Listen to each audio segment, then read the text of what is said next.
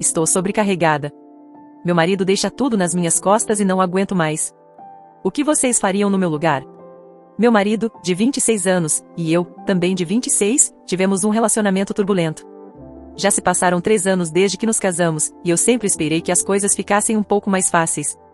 Sinto que tentamos várias coisas para melhorar nosso relacionamento, mas frequentemente me sinto derrotada e triste porque parece que nada vai mudar. Atualmente, estamos no processo de mudança. Eu fiquei para terminar as coisas na nossa casa e ele foi na frente para começar a trabalhar. Estamos literalmente começando do zero. Vendi tudo, incluindo nossos carros. Precisamos de um carro, então pedi para ele comprar um e deixá-lo pronto para quando eu estiver pronta para me mudar. Ele tem me dado tantas desculpas e eu simplesmente estou cansada. Finalmente vou voar para encontrá-lo na próxima semana, e ainda não há carro. Já se passou um mês. Ele mencionou casualmente outro dia que estava planejando comprar um carro quando eu chegasse, mas não é isso que eu pedi? Tudo o que eu pedi foi que ele tivesse um carro pronto quando eu chegasse. Eu realmente não quero sair para comprar um carro assim que sair do avião. Eu estava animada e esperançosa com a mudança, conversamos sobre como as coisas iam mudar e ele parecia motivado, mas agora me sinto derrotada de novo. Eu nem me sinto mais com raiva, o que eu estava esperando. Não sei que conselho estou procurando. Nos damos bem quando não há grandes decisões da vida envolvidas.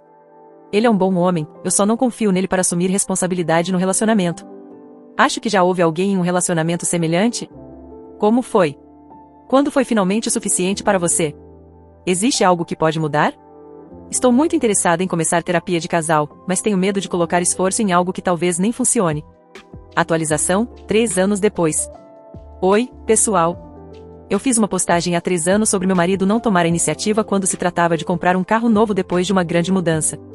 Minha postagem não teve muita repercussão, mas sempre gostei de ver atualizações, e muita coisa mudou nesses 3 anos.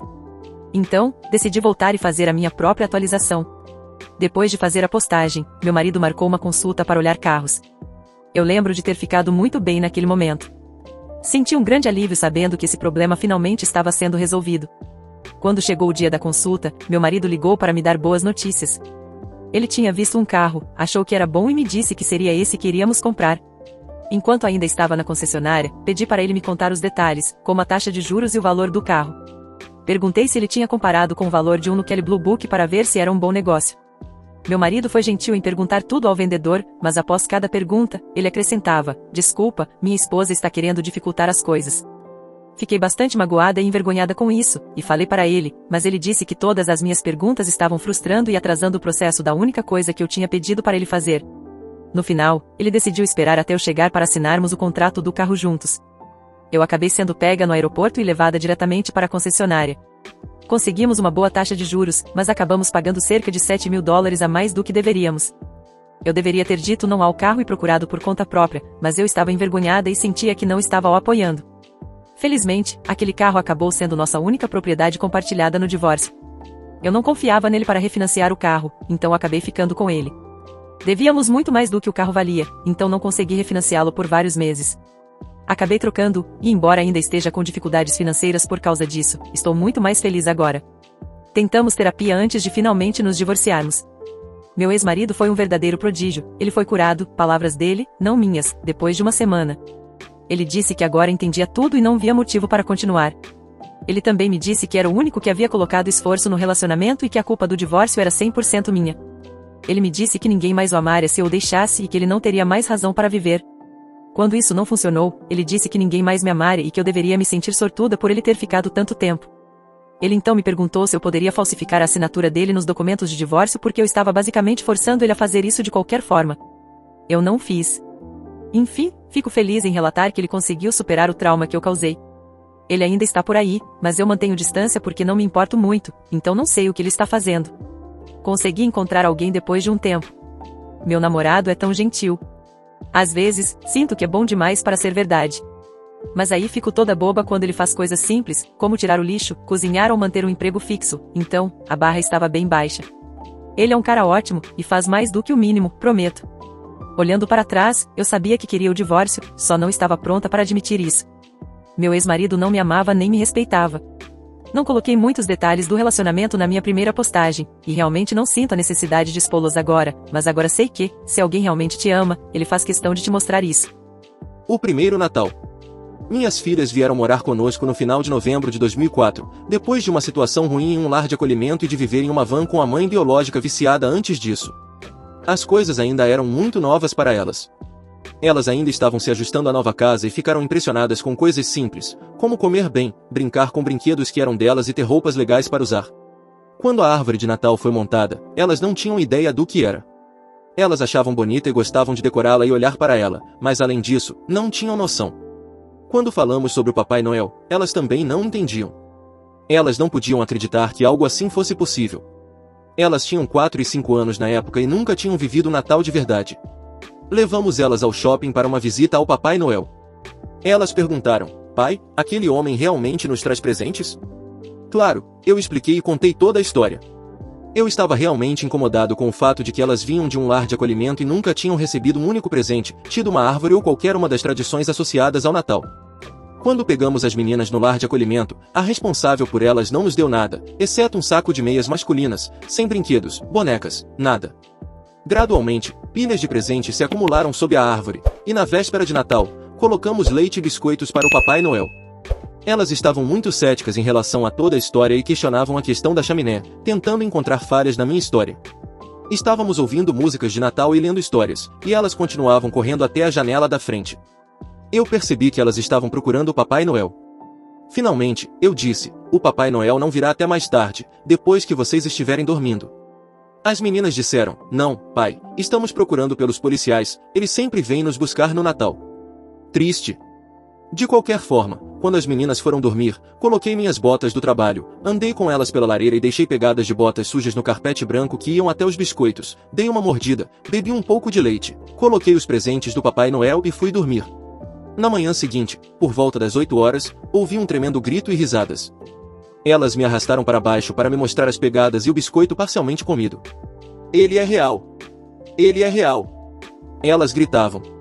Elas não se importavam com os presentes.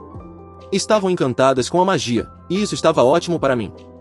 Após 10 anos, minha ex-amiga casada me perguntou por que nosso relacionamento não deu certo.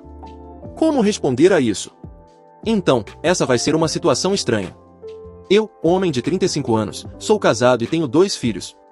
Minha esposa, de 32, e eu estamos juntos há 8 anos, casados há 4.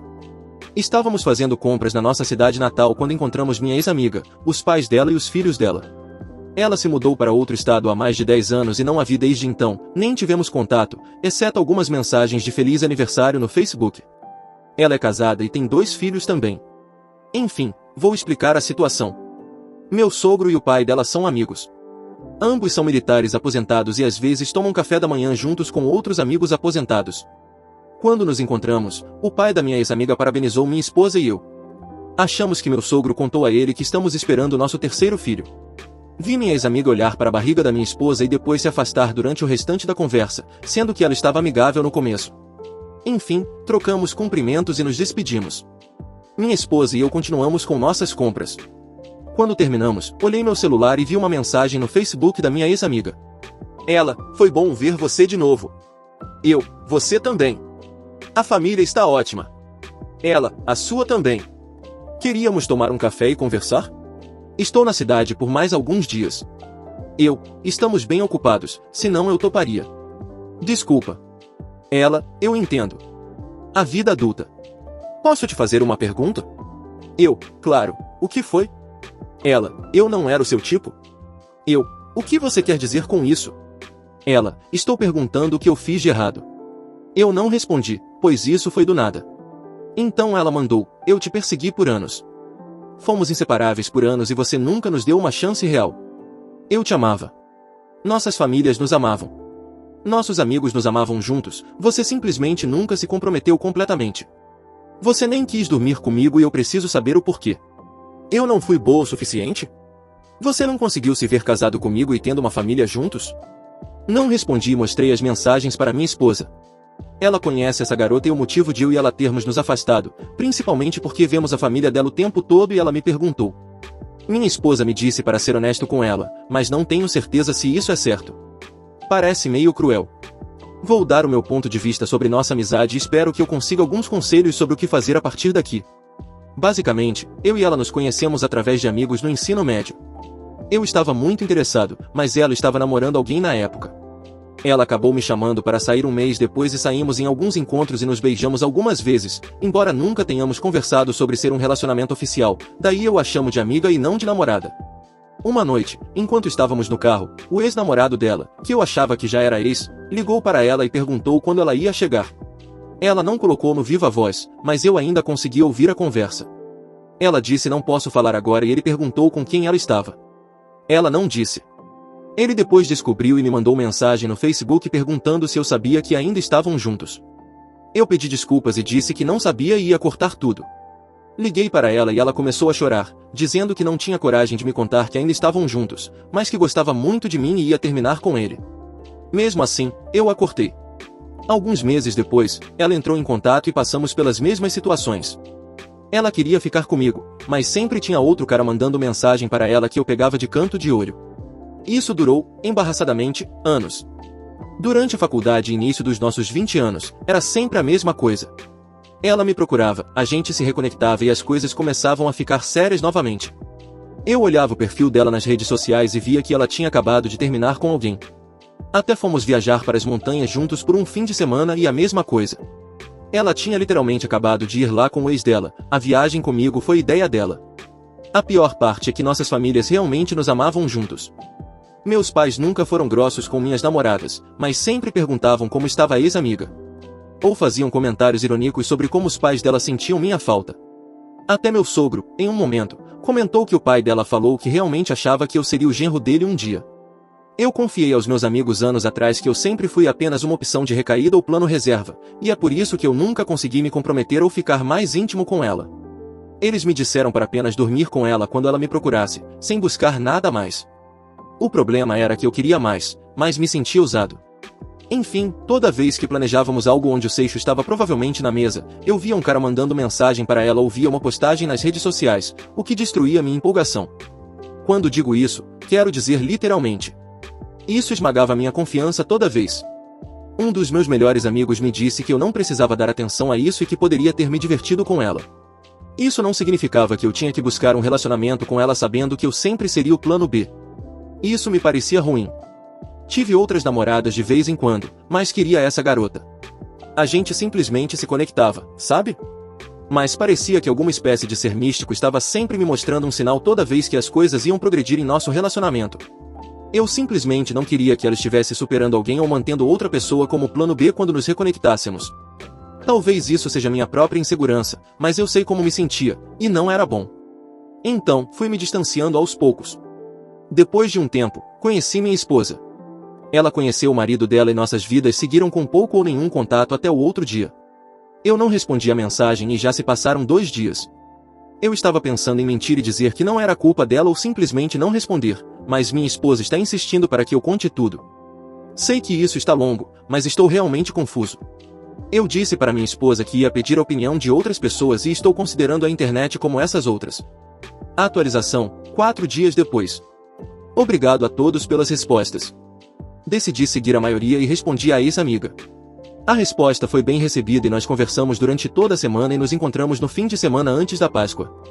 Resumindo, ambos estamos deixando nossos parceiros. Ela e eu vamos tentar esse relacionamento novamente agora que abrimos totalmente um para o outro sobre nossos verdadeiros sentimentos. Obrigado a todos pelo incentivo para fazer isso. Não teria conseguido sem vocês. Brincadeira. Eu nunca faria isso. A verdadeira atualização é bem anticlimática, infelizmente. Acabei não respondendo. Já haviam se passado 5 dias quando eu li todas as mensagens e decidi simplesmente deixar pra lá. Minha esposa estava tranquila com isso, mas me disse para bloquear caso ela mande mensagem de novo. Ontem fizemos algumas caçadas de ovos de Páscoa com diferentes membros da família, inclusive na casa do meu sogro. Eles têm uma propriedade de tamanho considerável e recebem muitas pessoas, então não fiquei surpreso ao ver pessoas que não eram da família. Porém, fiquei surpreso quando vi os pais da ex-amiga lá com os filhos dela. Depois que os adultos se dispersaram para esconder os ovos e as crianças começaram a busca, o pai dela veio conversar comigo, nada demais, e ficamos batendo papo por alguns minutos. No final, perguntei se as crianças iam ficar com eles para a Páscoa e ele basicamente me disse que ela e o marido dela estavam passando por problemas e precisavam de um tempo sozinhos para resolver as coisas. Ele não entrou em detalhes, então não sei exatamente quais são os problemas, mas parabéns a quem previu isso. Por enquanto, isso deve concluir a história. Se ela entrar em contato novamente e eu achar que vale a pena contar a verdade, o farei. Caso contrário, é melhor deixar pra lá. Mais uma vez, obrigado a todos.